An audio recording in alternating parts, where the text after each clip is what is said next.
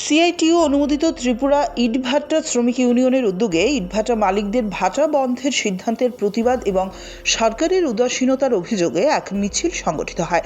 মিছিলটি শহর পরিক্রমা করে শ্রম দপ্তরের সামনে গিয়ে বিক্ষোভে সামিল হয় এবং পরে দপ্তরের আধিকারিকদের কাছে একটি ডেপুটেশন প্রদান করা হয়। এদিন উপস্থিত ছিলেন সিআইটিইউ নেতৃত্ব শঙ্কর প্রসাদ দত্ত সহ অন্যান্যরা। তিনি অভিযোগ করে বলেন, বিজেপি সরকার প্রতিষ্ঠিত হওয়ার পর থেকেই এই সমস্যার সৃষ্টি হয়েছে।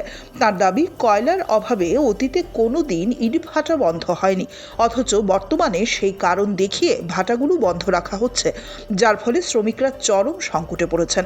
শ্রমিকদের স্বার্থে দ্রুত সমস্যার সমাধান এবং ভাটাগুলো পুনরায় চালুর দাবিতে প্রশাসনের হস্তক্ষেপ কামনা করেন আন্দোলনকারীরা। সরকারি কাজকর্ম প্রায় নেই বললেই চলে, যার জন্যে 2018-র প্রথম অবধি আমাদের ত্রিপুরা রাজ্যে ইট ভাটার সংখ্যা 350 ছাড়িয়ে গিয়েছিল। বিজেপি সরকার 2018 সালে আসার পর যেহেতু সরকারি স্তরে কাজ প্রায় নেই, উন্নয়নমূলক কাজ স্তব্ধ হয়ে গেছে, তার জন্যে শতাধিক ইট ভাটা বন্ধ হয়ে গেছে গত 7-8 বছরে। তার উপর গোদের উপর বিষ ফোড়ার মতো যাও কিছু ইট ভাটা ধুকে ধুকে চলছে। সেই ইট ভাটাগুলো আজকে কয়লার অভাবে একটার পর একটা ভাটা তারা আগুন নিভিয়ে দিচ্ছে। তার অর্থ হচ্ছে সেখানকার শ্রমিকরা কর্মহীন হয়ে পড়বেন।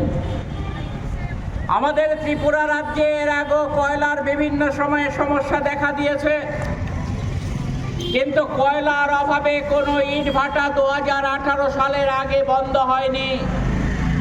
তার কারণ হচ্ছে সেই সময়ে রাজ্য সরকার উদ্যোগ গ্রহণ করে বিভিন্ন সময়ে মেঘালয় থেকে, আসাম থেকে বা বাইরের রাজ্য থেকে কয়লা আনার ক্ষেত্রে যদি কোনো সমস্যা দেখা দিত, সেই সমস্যা সমাধানের ক্ষেত্রে জরুরি ভিত্তিতে রাজ্যের বিগত দিনের বামফ্রন্ট সরকার উদ্যোগ গ্রহণ করত। তার ফলে কোনোদিন ত্রিপুরা রাজ্যে ইট ভাটার শ্রমিকরা তারা বেকার হয়ে পড়েননি।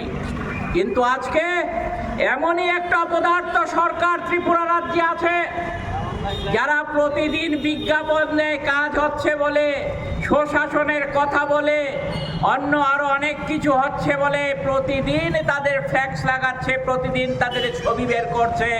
জনগণের টাকায়, নিজের ঘরের টাকা দিয়ে করলে আমাদের আপত্তি নেই।